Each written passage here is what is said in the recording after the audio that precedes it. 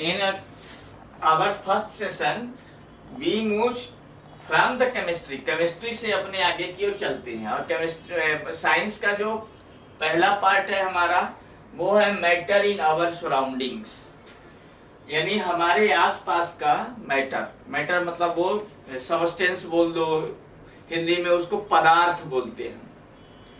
तो matter in our surrounding, when we see around us, जैसे ही हम अपने आसपास देखते हैं तो अपने क्या देखते हैं, कुछ न कुछ है। हियर इज समथिंग, कुछ न कुछ मुझे दिखता है। When we see around us then we able to see something, कुछ न कुछ दिखता है। कुछ न कुछ दिखता मतलब या तो वो मूवमेंट कर रहा, सपोज मतलब मैं बात करूं ना, वो तो छोटा है या तो बड़ा है। That is a small particles और ए ह्यूज पार्टिकल्स। बड़ा सा मैटर है या तो छोटा सा मैटर है। बड़ा सा मैटर है तो या छोटा सा मैटर है तो क्या बड़ा मैटर है, मतलब स्मॉल पार्टिकल्स है वो भी मैटर है, और ह्यूज पार्टिकल्स है तो वो भी मैटर है। If we are sometimes not able to see but we can feel, यदि हम उसको देख नहीं पाते बट फील करते हैं, वो भी क्या है, मैटर है। हमें दिखता नहीं है generally, when we so in our atmosphere then we are not able to see them, उसको हम देख नहीं पाते लेकिन फील करते। जैसे हवा, एयर, जैसे ही हम बाहर चलते हैं या अंदर रहते हैं तो क्या होता है, हवा क्या बोलते हैं, हवा बहती है, हवा नहीं बहती है, हवा चलती है, हवा नहीं चलती है, means this is A under the movement. तो मैटर इन आवर सराउंडिंग्स में वो हुआ, चलना है, हवा चल रही है नहीं चल रही है। सेकंड, बह रहा है, means movement with the surface, movement with the surface, surface के साथ में। हवा जो है अबव द सरफेस है, विद सरफेस एंड एटमॉस्फेयर, यानी सरफेस के ऊपर। और कोई चीज क्या है, सरफेस में है, विद द सरफेस, उसमें वो that is under the, we consider under the liquid, वो लिक्विड के अंडर हम उसको ले रहे हैं। जैसे वाटर है, ऑयल है ना, तो ये सभी किस में आ जाते हैं, वो भी मैटर है। तो जब हम अपने सराउंडिंग्स में देखते हैं तो कुछ ना कुछ मुझे दिखता है। Today we are able to know that what is this particular substance, what is this particular substance, means we are able to determine the characteristics of matter, and because of the characteristics of matter we classify that this is a solid, this is a liquid, this is a gas. But think in previous session, previous ages, or we can say early ages, when science was not so developed, जरा सोचिए उस समय जब लोगों के पास में इतनी capacity नहीं थी, साइंस डेवलप नहीं था, लिटरेसी नहीं थी। आज तो टुडे वी हैव लिटरेसी, यदि हमें नहीं जान, हमको पता नहीं है तो we ask to something by others, दूसरे से पूछ लेते हैं। We ask them to our parents, we ask them to our teachers, we ask them our tutors. तो किसी न किसी से अपनी इंफॉर्मेशन कलेक्ट कर लेते हैं। यदि यहाँ पर भी कहीं इंफॉर्मेशन कलेक्ट नहीं होता तो in modern technology we ask them by Google, अपने उसको किससे पूछ लेते हैं, गूगल से। Everything is available in the Google. If we are interested or curious to study then every knowledge we can obtain from the internet. इसीलिए उसको क्या, इंटरनेट किस में आ गया है, वेब में जो रखा गया है, वेबसाइट बोलते हैं ना, वेबसाइट। तो वेब जो है वो पूरे वर्ल्ड को जोड़ता है, इसीलिए वो वर्ल्ड है। डब्लू जो वर्ल्ड इंडिकेट करना, वर्ल्ड, तो वर्ल्ड के लिए WRLD। तो वेबसाइट में जाकर के अपने सर्च मारते हैं, वहां से पता चल जाता है। But think in early age when these facilities were not available, ये कुछ भी नहीं था, कम्युनिकेशन भी नहीं था, जानकारी हमको मिलती नहीं थी, लिटरेसी इतना था नहीं। तो बट थिंकिंग जो था वो उस समय भी स्टार्ट था, यानी when we make a discovery or any research, after that it makes a correction। किसी चीज को सर्च करने के बाद उसका करेक्शन किया जाता है। तो हमारे जो अर्ली, हमारे पास में एस्ट्रोलॉजर है, हमारे पास में फिलोसोफर, कल हमने क्या कहा था, एवरीथिंग इज साइंस। एस्ट्रोलॉजी भी साइंस है, ज्योतिष है ना, फिलॉसफी भी क्या है, साइंस, दर्शन। तो एवरीथिंग इज ए साइंस। तो हमारे जो फिलोसफर थे, फिलोसफर कौन होते हैं, those who think gives a good way, ऐसे लोग जो काफी हाई सोचते हैं और गुड वे मतलब अच्छा रास्ता बताते हैं। जैसे हमारे एग्जाम्पल के लिए फिलोसफर में, हमारे इंडियन फिलोसफर में जब मैं चलते हैं तो ओशो हो गए, डॉक्टर राधा कृष्णन हो गए, ये अपने जो साइंटिस्ट थे डॉक्टर APJ अब्दुल कलाम हैं। तो why, because they tell us the path of living life, उन्होंने हमें लाइफ का रास्ता बताया। तो ऐसे पीपल जो हाई, जिनकी those people who have a high thinking order skill, बहुत ऊंचा सोचने की कैपेसिटी जिसके पास में है, and they have the art of life, जीवन जीते हैं और उस लाइफ को किस प्रकार से पीपल को इम्प्लीमेंट करना चाहिए ये भी बताते हैं। क्योंकि whenever we listen the speech of the doctor APJ Abdul Kalam, then he always tell about the life of human and how we can make our growth and progress. Always they interact with the student, हमेशा वो student के बीच में student से interact होते थे और उनको वो ऑलवेज बताते थे कि आपको इस प्रकार से we should make in study, क्योंकि उन्होंने लाइफ को किस प्रकार से सरवाइव किया था वो उन्हें पता था। तो ऐसे पीपल जो कोई ना कोई नए न्यू थिंकिंग में, न्यू ऑर्डर के साथ, न्यू स्किल के साथ, न्यू इन्वेंशन के साथ में आते हैं, they are consider under the, they are called the philosopher. तो मैटर इन अवर सराउंडिंग में, तो हमारे जो अर्ली एज के साइंटिस्ट थे, साइंटिस्ट तो उस समय थे नहीं, फिलोसफर उनको रखते थे, तो उन्होंने इस मैटर को क्या कहा था, पदार्थ, हिंदी में उसको पदार्थ बोलते हैं। और उन्होंने इमेजिन किया था कि every particles of the matter word, जो उस समय इस पदार्थ को उन्होंने कहा था ये बना किससे है, ये तत्व से बना, ऐसा उस समय तत्व रखा, जिसका आजकल इंग्लिश नेम हो गया है एलिमेंट। ये पदार्थ था जिसको आज हम ये मैटर ही पदार्थ। तो वो एलिमेंट उस समय, क्योंकि वहां पर कोई साइंटिफिक एविडेंस नहीं था, साइंटिफिक प्रूफ नहीं था, तो उन्होंने वो तत्व रखा। और तत्व का क्या कहा, उन्होंने कहा कि life is made up of by the, they have consider as a 5 basic element in the early age. There was भू, जल, पावक, गगन, समीर। और इसको भू मीन्स क्या है, अर्थ, जमीन, वाटर। उन्होंने जो फायर, स्काई, ठीक है ना, और एयर। तो उन्होंने ये चीजें जो है, ये 5 एलिमेंट्स का उन्होंने एक इमेजिनेशन किया। दीज 5 एलिमेंट्स, ये 5 एलिमेंट, आपके 5 एलिमेंट कौन कौन से हैं, earth, water, fire, sky and air. ये 5 एलिमेंट्स की उन्होंने इमेजिनेशन किया कि मैटर जो कुछ भी है वो इन 5 चीजों से बना हुआ है, या तो वो 5 में से कोई भी मैटर हो सकता है, अर्थ हो सकता है, वाटर हो सकता है, फायर हो सकता है, स्काई हो सकता है और एयर हो सकता है। और आज भी हम जब देखते हैं, when we see in modern age, then we found that matter consider out of these 5 states of matter। कहीं ना कहीं यदि वो हवा है तो हवा, sky means where is, we can only, sky क्या है, एन इमेजिनरी हेमिस्फीयर, क्योंकि उसको we can only imagine, we can not touch, we can not feel, we can not move, ना तो है ना, बस एक इमेजिनेशन है। फायर यानी आग है, पानी है, और अर्थ यानी जमीन है, मिट्टी। तो ये अर्थ को उसने किससे कंसीडर किया था, सॉइल से, ये मिट्टी है। ठीक है ना। तो ये आपका जो सॉयल है वो सॉयल भू जल पावक गगन समीर, ये 5 एलिमेंट्स का कंसिडरेशन हमारे अर्ली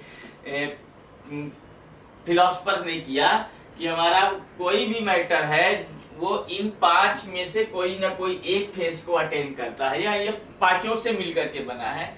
और ये जैसे हमारा हम अपने लाइफ की बात करते हैं, तो लाइफ की मैं बात करता हूँ, तो लाइफ के लिए जो बेसिक रिक्वायरमेंट है, जैसे अपने जन्म लेंगे तो कहाँ पर जन्म लेंगे? अर्थ में, हवा में तो जन्म नहीं लेंगे। We born into the earth. हमारी जो भी एक्टिविटी है वो किस पर डिपेंड करता है? वाटर, फायर, एयर, इस पर। नहाना, धोना, साफ सुथरा रखना, खाना पकाना, है ना, सांस लेना, ये सब किस पर? यहाँ पर हमारे पास में कितने आ गए? और जब कुछ नहीं है तो कहाँ पहुंच गया? स्काई में, ठीक है ना। जैसे मान लो last, when a person achieves last stage means it declared as dead, तो वो उसकी आत्मा कहीं गई, उसका जो सोल है वो कहीं निकला, और वो लास्ट स्टेज में कहाँ पहुंच जाता है? स्काई। तो बर्थ से और लास्ट तक वो कहीं ना कहीं इन्हीं 5 पर्टिकुलर एलिमेंट्स के बीच में अपनी लाइफ को सरवाइव करता और डिक्रीज करता है। इसलिए उन्होंने उस समय अर्ली फिलोसफर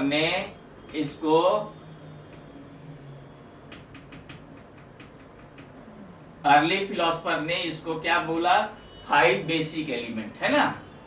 ये में बेसिक एलिमेंट, ये आपके अर्ली फिलोसफर का था। ग्रीक जहां का कल्चर काफी एंशिएंट है, ग्रीक सिविलाइजेशन अपने पढ़ते हैं। ग्रीक, पहले इसको ग्रीस बोलते थे, GREECE, ग्रीस। तो ये ग्रीक लैंग्वेज है, ग्रीक है, लैटिन है, जर्मन है, फ्रेंच है। तो ये ग्रीक आजकल एक लैंग्वेज, ये सिविलाइजेशन वाले लोग भी ऐसा मानते थे कि ये these are the 5 basic element. But science क्या है? साइंस यहीं पर रुक नहीं जाता। Science can not be stop in any particular space, किसी खाली जगह पे रुकता नहीं है। मैं बात करूं आज हमारे पास में, you are under learning of the mobile, आप हमसे मोबाइल से जुड़े हुए हो। जब मोबाइल फोन का इन्वेंशन हुआ फर्स्ट टाइम, कंपनी बनी मोबाइल का, तो उसका जो बैटरी था, बैटरी वो कितना था? 9.7 किलोग्राम की थी बैटरी।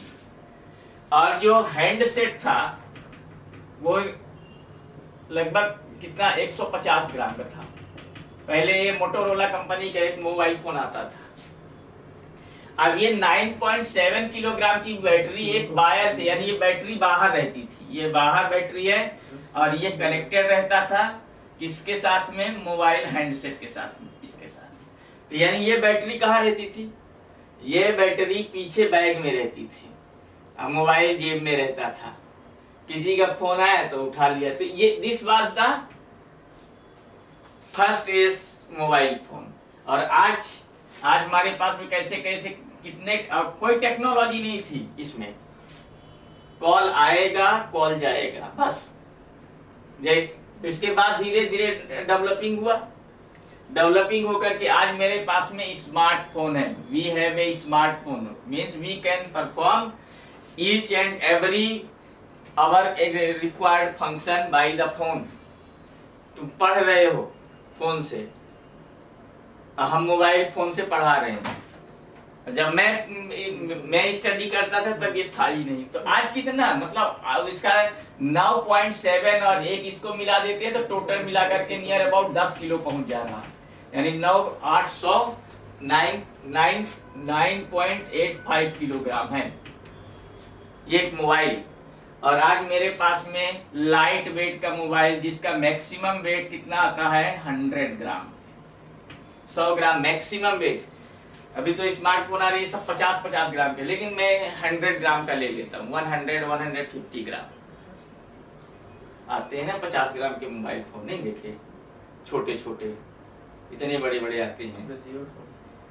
अरे बिमारो फोन भी आता है छोटा सा, थोड़े दिन पहले मेरे पास में ही था, इतना ही टोटल था वो, बस स्मार्टफोन नहीं था, मोबाइल फोन था वो, ठीक है। बट उसमें भी थोड़ा व्हाट्सएप वगैरह वो बटन की वाला था वैसे, समझ गए ना। हाँ, तो ये 100 अभी थोड़े दिन बाद ये 50 ग्राम का आ जाएगा ना, लाइट वेट का चल रहा है, वर्क इस पर चल रहा है कि मतलब मैक्सिमम थिकनेस कितना कर दिया उसको, 10 mm कर दिया, 10 mm यानी 1 सेंटीमीटर, अभी 0.7 mm थिकनेस हो गई है, तो thickness is also going to be decrease. तो ये this is an example of the correction.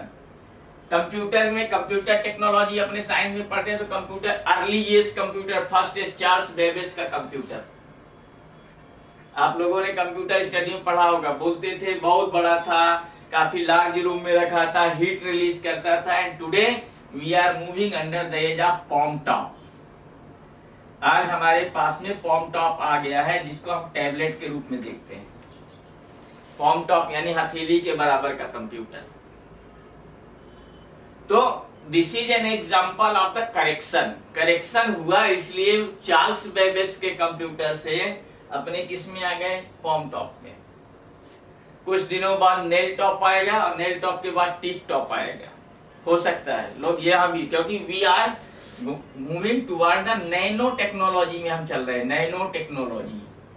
और नैनो मीन्स क्या होता है, 10⁻⁹ मीटर, इतने छोटे की अपने कल्पना कर रहे हैं। We are able to see up to millimetre, यानी 10⁻³ तक हम देख सकते हैं, 10⁻³ तक का मटेरियल को अपने देख सकते हैं। We are imaging 10⁻⁹। ये भी टेक्नोलॉजी डेवलप हो रही है, नियर अबाउट 50% डेवलप हो गई है, 50%। कई कंट्री में टेक्नोलॉजी ये इम्प्लीमेंट भी हो रही है, हमारे इंडिया में भी थोड़े दिनों में इस पर काम कर रहा है, जिसको हम आजकल बायोटेक। अब ये समझ लीजिए आपकी, ये जो हम कोरोना से सफर कर रहे हैं, उसका वायरस पहचान में नहीं आ रहा कि आखिर वायरस है क्या। Definitely that is under the below the micro, micro के वो नीचे है। अब माइक्रो के नीचे जाएगा तो किस में जाएगा, नैनो में जाएगा। यदि नैनो टेक्नोलॉजी हमारी कंप्लीट डेवलप होती तो आज हमारे पास में इस कोविड-19 वायरस का वैक्सीन हमारे पास में क्लियर होता, क्योंकि भी हम एबल होते उसको जानने के लिए, पहचानने के लिए, उसके कैरेक्टरिस्टिक्स को स्टडी करने के लिए। और जब मैं ये सब स्टडी कर लेता तो डेफिनेटली हम उससे प्रिवेंशन के कॉसेस को भी देख सकते थे। तो रीजन क्या है, रीजन है हमारे पास में अभी वो टेक्नोलॉजी नहीं। तो मेरा मतलब है कि साइंस है क्या, साइंस में हम जो मैटर इन आवर सराउंडिंग्स में जो हम पढ़ रहे हैं वो इनमें से कोई एक है। अब वो नेचर में जब चलते हैं तो मैटर के दो नेचर हैं, कोई भी जो नेचर आते हैं वो दो नेचर आते हैं। पहला नेचर है हमारा फिजिकल नेचर, और सेकंड है chemical nature, nature of matter. Physical nature means external effect,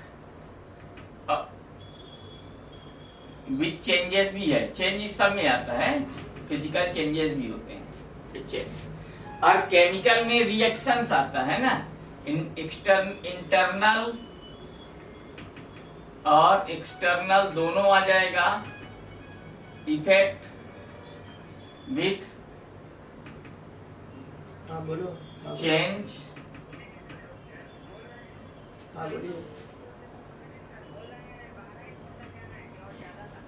matter में चेंज, फेस भी चेंज होता है।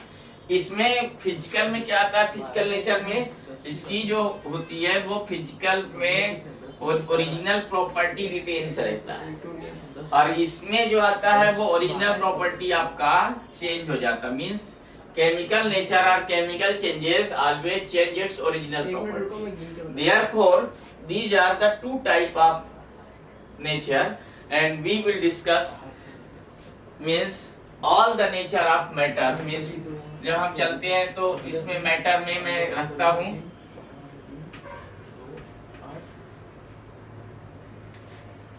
ये मेरे पास में है मैटर। मैटर के मैंने कितने दे दिया, मेरे पास में दो आ गए। एक आ जाता है फिजिकल नेचर और एक आता है केमिकल नेचर। फिजिकल नेचर में मेरे अब आजकल जो मैटर के ना 5 स्टेट्स ऑफ मैटर आ गया है। पहले तो 3 स्टेट ऑफ मैटर था। तो ये नेचर में हमारे पास में फिजिकल में कितने हैं, 5 आ जाते हैं जनरली। पहले तो सॉलिड, लिक्विड, गैस, प्लाज्मा, एक ये आ गया है और एक है बोस,